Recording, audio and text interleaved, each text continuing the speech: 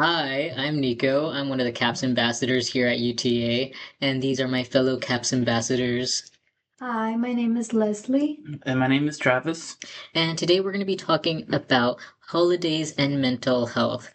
So, a big issue going into the holidays is always seasonal affective disorder, also known as SAD. And this can come from a lot of different reasons. And I wanted to know if you guys had any experiences or thoughts on the topic. I'd say I'm fortunate in that regards to not have that experience, but I know for some, I've heard how, some come from across the country or the state, and they're just unable to see their family, and they very much miss their family and are just unable to participate in those activities, such as Thanksgiving, Christmas, or just the break from school, because financially and time wise, it's just not realistic for them. Yeah, I would say there's, at least for me, sometimes there's been a little bit of correlation with like the feeling of isolation. You don't necessarily have to not be with your family. Sometimes the case is you're with your family and you're in this big room full of people, this big house full of so many families together, and somehow you still feel really alone. And it makes you feel guilty, kind of, because you know there's people out there who are probably even going through a lot worse during these holidays, and you actually get the privilege to be with your family and you still feel alone essentially. Yeah, I think that's a big thing that I think college students, especially in your freshman or sophomore years, deal with a lot. You go into this new space, you're exploring your identity, you're just, immersing yourself in a new culture, but in this space, all of a sudden, you're taken out of it, you're back home, and I think that can feel very isolating for Yeah. people.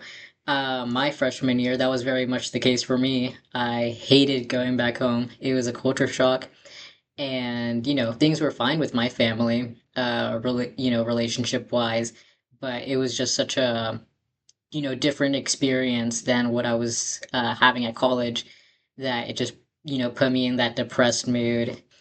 But I think that's something that freshmen deal with a lot. Yeah, Leslie actually made me think of how it's like we get so used to being around our new friends, our schedule with school, having fun activities, or even if we're not having fun activities and we're focusing on school, we have that schedule we're so used to, and then suddenly being around their family just feels odd, even though we do love them or have a connection with them. It's just is that strange sudden pause that we were so used to just going and going, and now suddenly it's like, is this a break? Am I really having a break? I don't know what to do with this. On what Travis had been saying earlier about people not being able to go back home for the holidays, I think that's also something that's starting to come up way more now, especially with students who are international students or even just students from out of state. There's a lot of issues going on right now that are preventing people from going back home Yeah. for whatever reason. And I think it can be very hard for students.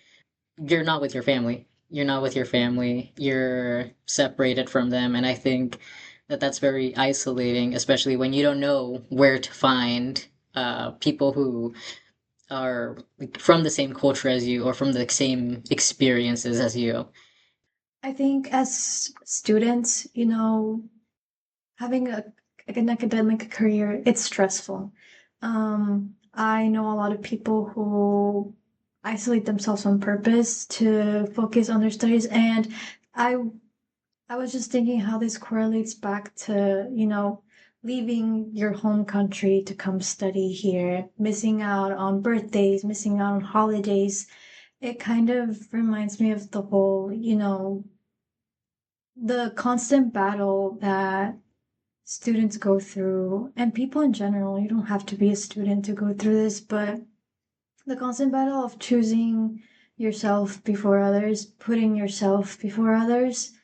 It's the constant sacrifices that go kind of like on people don't talk about it a lot. We see a student and we see international students, and maybe it goes kind of unnoticed sometimes, how many sacrifices it comes with someone being here. Um, like I said, the constant battle of choosing yourself first, but then it comes with this isolation, and sometimes it makes you question if it's worth it.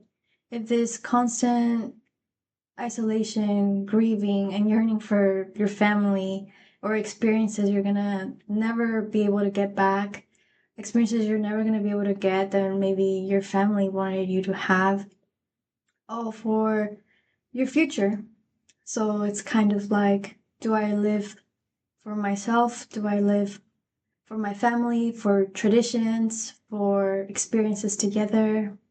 It makes you question all the time if you're actually doing what's right. Yeah, I think that has a big toll on students. Like I remember I'm right now, I'm thinking about going for my master's. But for my family, I'm also a first gen student, and that's like a crazy idea to them of me going straight ahead for my master's instead of just going to work. Obviously, I'd be working too. You need a way to fund that master's. Yeah. But it's something that, scares, I think, families, especially if there's not a big educational background in higher education in those families, of just one, not knowing what college is even like, what the experience is like, what we're learning in this space. But also, like, what is the purpose? What is the purpose of getting a master's or getting your bachelor's even? Eh, and I think that can isolate people from their families. It's scary. It's scary, uh, and it's scary to choose yourself in these situations. You don't want to, yeah, like separate yourself from your family, or feel like you're above them for going into higher education. But it can't feel like that, and you're not doing that, but it feels like it. Yeah, that's a really good point, Nico. And I wanted to ask Leslie, I don't know how to ask it, but I was just thinking about how you said, not being that wanting to prioritize yourself, even though you, in some level, you're doing it for your family, especially across the country. Like, how would you say in regards to like helping them understand that it's okay if they do choose to go back and, give up.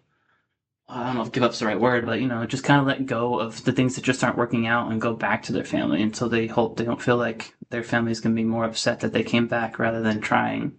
Kind of like how you said, like, those opportunities are there, but sometimes it's just too much.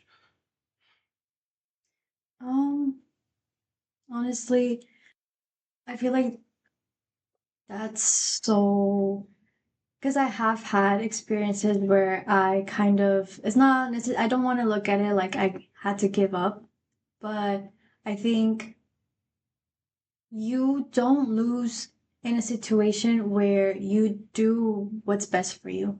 If what's best for you is going back, if what's best for you is staying, and honestly, it's never gonna feel to, I think it might not really always feel completely like um a win.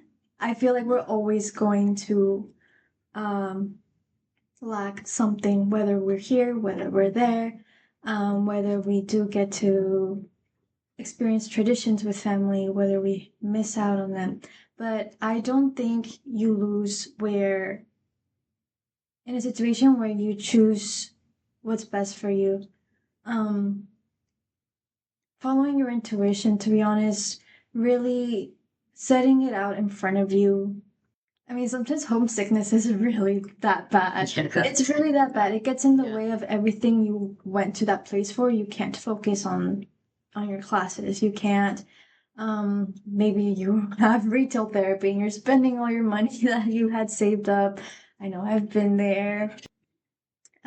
So yeah, really, sometimes the paths we want to take, maybe they weren't meant for us, and maybe the only way we were going to find out they weren't meant for us is by trying them out. But honestly, You don't lose when you try. You tried. You only lose when you don't. So Yeah, and you kind of made me think of how, we all have our own version of a grief process and things that we miss or are feeling lonely about. And be a little honest here, sometimes I feel lonely just because I don't get to see my husband because he's so far away. But his biggest concern is that he doesn't get to see his mom and his sister and family members that are in Venezuela, who he can only communicate by, video call. And he's constantly sometimes just prefers to be back home and having a time of his life with them, but he also understands that he needs to prioritize that a future for himself and his family and being here in the States and has to work for that. So it's a lot to juggle, and I can't even imagine having to go through that on his side of things. Yeah, I like what you guys have said. I think a big part of adulthood is making those sacrifices and grieving a lot of the things that you've lost. And I think that is especially prevalent during the holidays when when you have to sacrifice a lot of the things that you used to do. So is there anything that y'all do for yourselves when these holidays come up for Thanksgiving or Christmas? Because I know some people like to post on their stories, or I've heard friends do like Friendsgiving or like their own form of a what's it called? Not White Christmas. That like white White elephant, elephant yeah. for yes. for Yeah. Christmas with their friends, just to have that kind of connection. And I think that's one great idea to still feel like you're around family. Yeah, at least for me, growing up in a Mexican household, it is a big value of ours to spend Christmas with family. However, how I said the whole sometimes I feel alone even when everyone's in the room. I value my friendships a lot. I believe in like found family so much.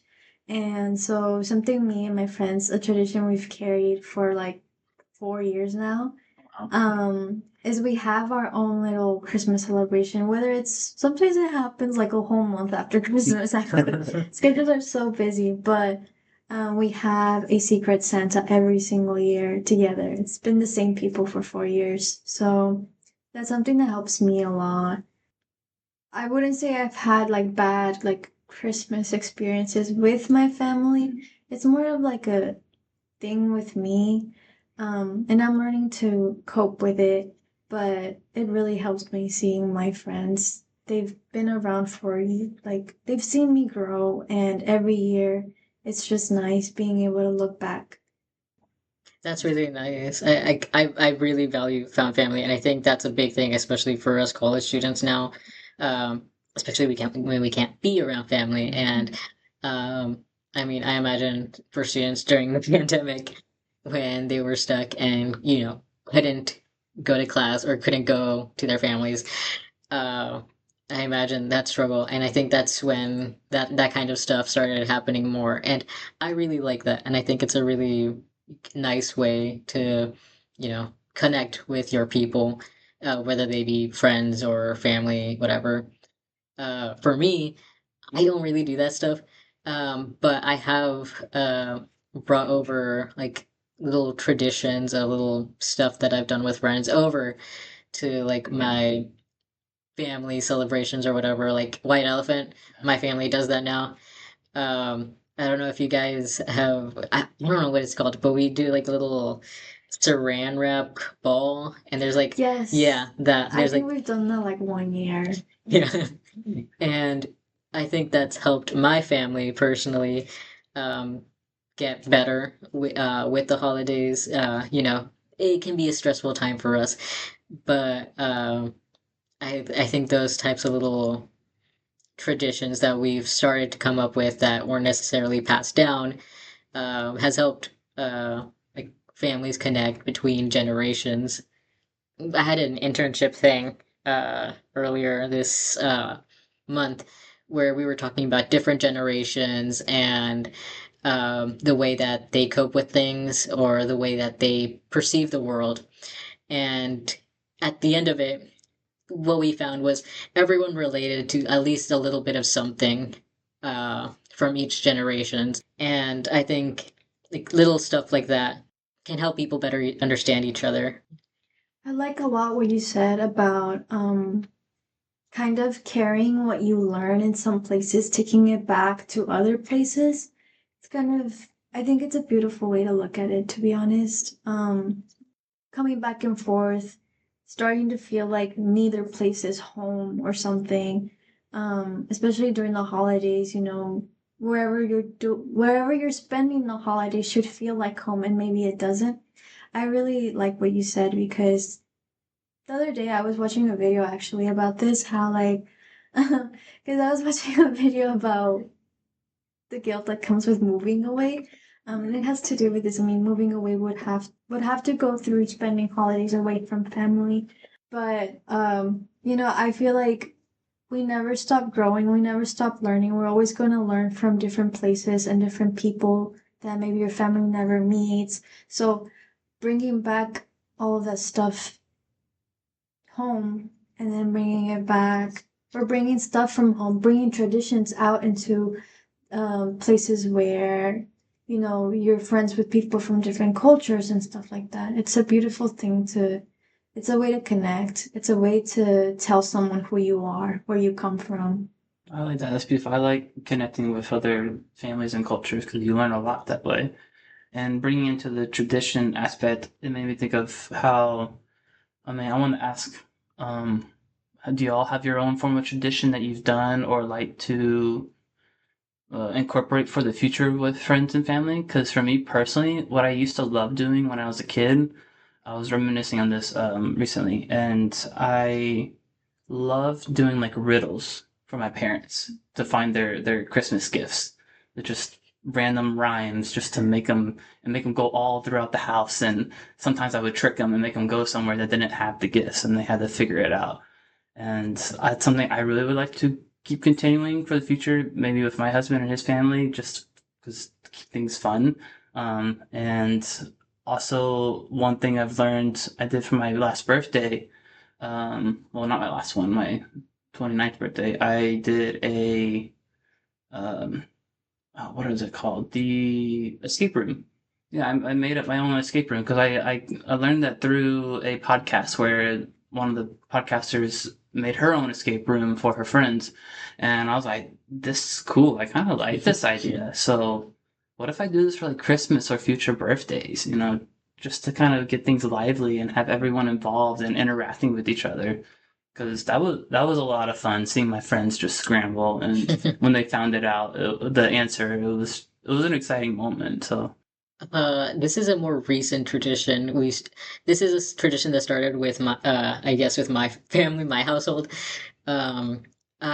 When I was a kid, I used to watch those videos of like Elf on the Shelf all the time. oh, So when my brother got to the age where it was like fun for him, I got one, and that's something that we do now every year. I think it's silly. I think it's fun. I think sometimes holidays are too serious. yeah, Yeah. exactly. They're that serious.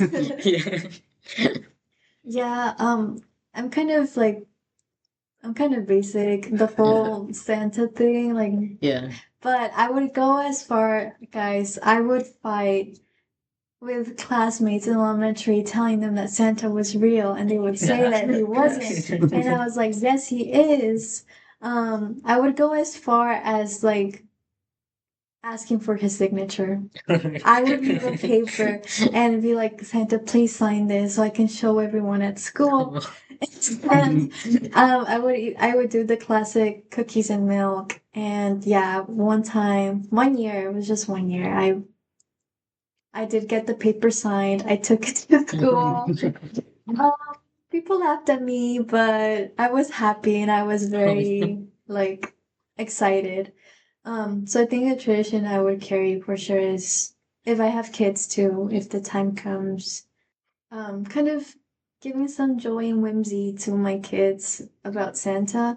This is not holiday related at all. But your story reminded me of this time my sister, her tooth fell out from like getting hit in the face with a soccer ball. Oh my my goodness. And god. so we had my parents, I guess, forgot. No. my sister was freaking out that her tooth was like lost in the field somewhere and that the tooth fairy couldn't get it. So that night, I helped her write a note to the tooth fairy. I already knew the tooth fairy wasn't real, but I helped her write a little note and I like and put it under her pillow or whatever for the tooth fairy. And when my sister fell dead asleep, I just like put a bunch of glitter around Oh, That's so cute. and like I did the whole thing so that she could like feel better about the incident. But yeah, I think yeah, bringing like that type of joy and whimsy into like holiday spaces is really important because it can be such a griefful time. Little things matter, Yeah. especially during like big times like that. So small details, small activities like that, I think they can do a lot more for us than we really realize. I mean, I enjoy the small things like with the Santa Claus. Even though I know he didn't exist for quite a few years, I still loved going to see Santa and Mrs. Claus. If I ever saw them anywhere, I always screamed in excitement and just, bring out that child in me. Even as we age, it doesn't mean we have to let go of the things that we've enjoyed. It may seem silly to others, but do you feel good? Do I feel good? Yeah, I do. And do my friends laugh? They do, but they also, feel with me, and they're like, as silly I can tell that they're like, I'm like being around you because you have that joyfulness to you, and just brings that comfort between each other. Yeah, that is a really important point, I think. When you're in college, you're in that transition of like childhood to adulthood, and that transition can also make you feel like, oh, I can't enjoy certain things that I Mhm. used to anymore. But I mean, that's just simply not true. I mean, it's gonna feel embarrassing. Don't get me wrong. It feels embarrassing, but I mean, I see those photos all the time when the holidays come around of like people in full goth or like emo setup going to visit Santa and taking those pictures. And I think things like that is fun. Things like that are fun. And it's not wrong to enjoy those things because you're an adult now. It's something important that you have to carry with you to, quite frankly, survive adulthood. Yes. I mean, there's also like festivals. I'm a huge fan of festivals, like marketplaces. They definitely are huge during when Thanksgiving comes around.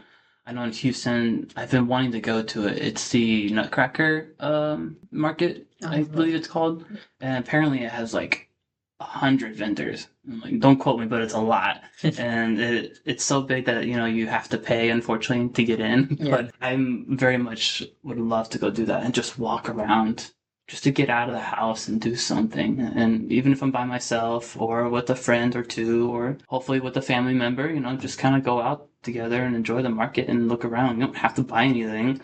I know you kind of feel that guilty of like, they're here and I want to help support them, but also have funds. But they understand that and just go to have fun. I think one thing that kind of like what we said, carrying that like childlike feeling and the whimsy to quite literally survive adulthood, it's also something important to carry those things even when you're by yourself.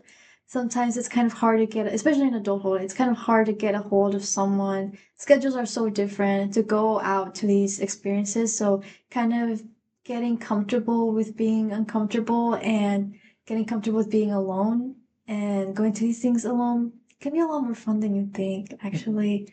But it's a process. I know not everyone is fully comfortable to go do things like that alone because I think it's been like such a formed idea that those things are to experience with family and big groups of friends. So, and don't get me wrong, it Yeah. is fun with people for sure. But, you know, it's always also nice to learn how to go to those things by yourself. Yeah, I think that's really important, especially right now. I think students right now feel lonelier than ever before. And it's something, there's this idea that by the time you're an adult, you're supposed to be with a set group of people you're supposed to, in order to like enjoy things and do things. But yeah, adults have to sacrifice a lot. We have to sacrifice a lot. So it's important to learn how to do those things alone and get out there, enjoy the experiences that are out there. And like even if you're alone, even if you have to do them alone. Yeah, I completely agree with Nico. And as Leslie was saying too, it's just finding that peace with yourself to go out and do things on your own. Because I have also have done those experiences from I challenged myself. Because I did improv a couple years ago, and I made it an effort after improv because it was like 45 minutes from my house. So I was like, let me make a use out of this drive. And I would try a new restaurant like on a weekly or bi-weekly basis. And I know that's money, but not even just a restaurant, go to those marketplaces, as mentioned before, because I also have met some fun and very nice strangers who just kind of just want company, and you learn a lot of stuff. I remember meeting with a woman. I don't remember where she's from, but she wrote a book. I don't know if it was based on a true story, but it was something in regards to like her heritage, and it was either Middle Eastern or India, and it was about a woman who's like forced into a marriage, and she's trying to find her way out through a lot of like drama between like I think she was going to get married to like some kind of high and mighty person, and there's like a lot of drama between everything, a lot of toxicity and other stuff that happens. And she told me about her book, and it became like a bestseller. And she was very sweet, and she even signed the book for me because I got one, of course. But with that, thank you guys for listening, and we will see you later. Bye. Bye.